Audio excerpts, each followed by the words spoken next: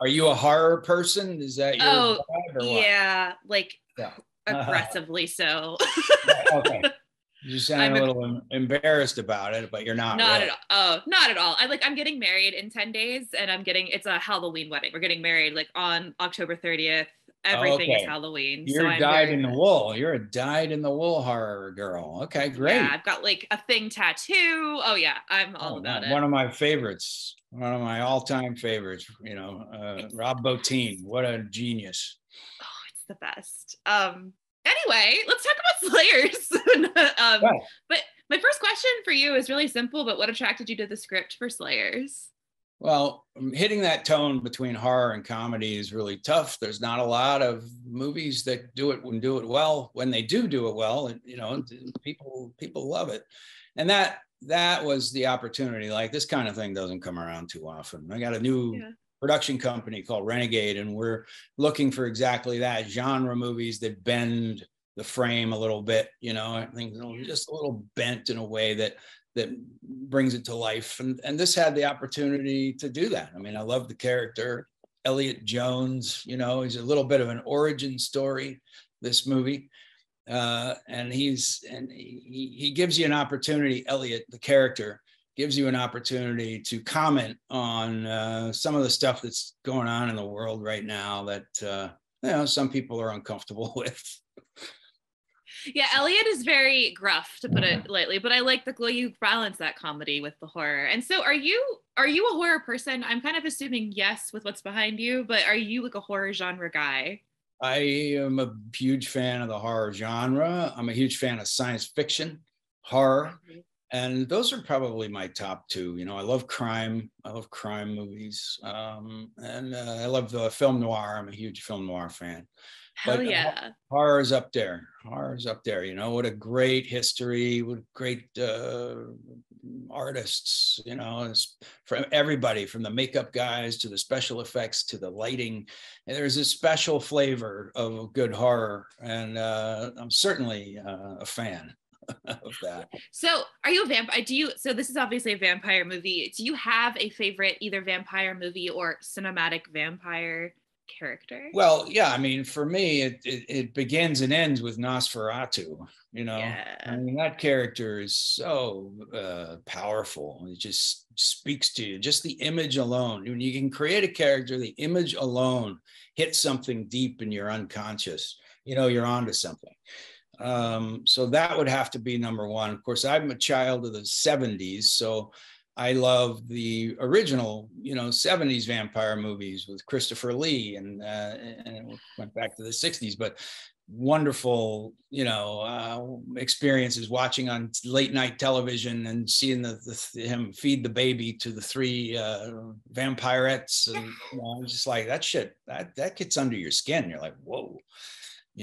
What's great about it is if you can hit horror at a time where you're not quite old enough for it to be okay. You have to kind of sneak it in. You have to be, your parents have fallen asleep and you change the channel and there it is. And so you're reaching a little bit, it's just a little bit out of your weight class, that's the sweet spot. My dad took me to see Alien when I was 8. And we went to the opening weekend when nobody knew anything about the damn movie, except for the television commercial, which was really odd. It was a green egg on this planet, and the egg sort of cracked open and steam started coming out, greenish. And I was like, what the hell is that? We had no idea. So that was a sweet spot for me. 8 years old, sitting in the darkened theater, and Alien unfolds before my 8-year-old eyes, blew my mind. Were you So, terrified? absolutely. And my mother threw her Coca-Cola on the lady behind her when the chest burster scene happened. And that lady, and I'll never forget, never got up to go rinse herself off. She was riveted to the movie, covered in Coca-Cola, and stayed to the end. So I was like, all right, that's pretty powerful. That's incredible. I mean, amazing, but also again speaks to the power of not just alien, but of horror movies. When they're that compelling, you don't want to leave the movie theater. I actually saw The Mist in the movie theater when I was incredibly too young. So Oh, thank you right for on. being part of my Right. That's destroyed brain development in a good way. those experiences are crucial. Yeah. If you're going, and any parents out there, you might, hopefully you got to kind of find it on your own. But I'm a big fan of taking kids that are maybe a little too young, but you're there, so it's safe. You're in a dark theater, but just a little too young to really grasp what's going on. I think those can be very formative experiences. Was Alien your first horror movie? Probably, yeah. Okay. When I Yeah. was 8. I saw Jaws when I was 4, so I don't know, man. My sister was about 5, or I think, when we went and saw Jaws in the movie theater, and she wouldn't sit down on a toilet for a week. She said she was convinced the shark was going to come out of the water and grab her. Yep. I also thought that. Yeah. I also, and the bathtub and the swimming pool, sharks were everywhere. It did not matter that it was not the ocean. And I don't know what's going on, but I don't think these movies exist where people can really have those visceral experiences unless, you're watching it on DVD, but in the theater with a crowd and something that nobody knows a lot about because it hasn't been out for a long time. Like, those are incredible experiences. I'm sure there, 1 or 2 out there, but Barbarian from this year. Did you see Barbarian? Oh, I hear that's good. Yeah. That was like this. I feel like this year has been one of the years of because a lot of us are going back to theaters, but Barbarian knew nothing about it, saw it in the theater, and it was that kind of collective reaction of shock.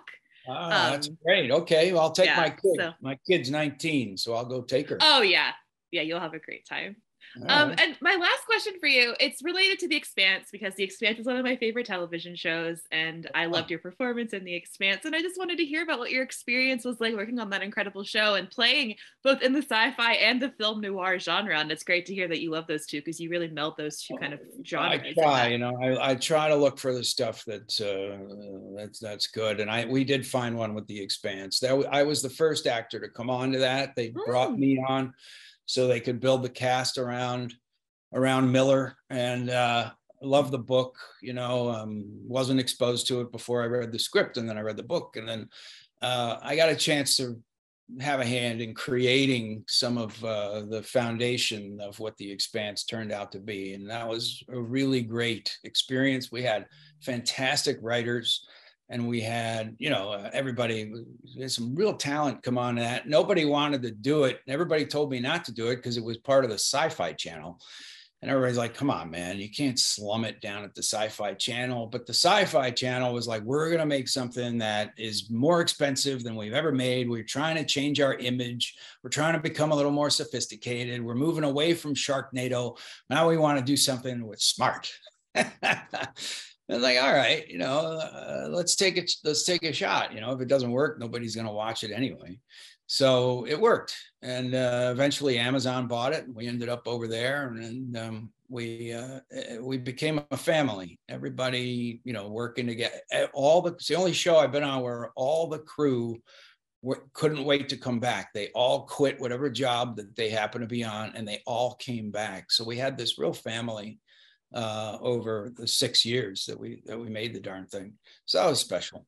That's great. Amazing. That's a show that I watched with my fiance and some of our friends that had moved away over the pandemic, and that was how we all bonded during the pandemic. And when our friend moved to Hawaii, we watched The Expanse together. So it was just cool to chat, because it's been like our little family bonding show. It's got a lot going on. I love the questions that it asks, and it explores space and a sense of reality. We had a lot of fans from NASA would contact us, and we had some people come out and visit. I mean, so we were trying to connect it to the real world. What would it really be like, when we do start becoming a spacefaring race? What's that going to really look like? And that question was really fun to play with. Well, Thomas, thank you so much for taking the time to chat with me about everything horror and Slayers and all that great stuff. My pleasure. Thank you.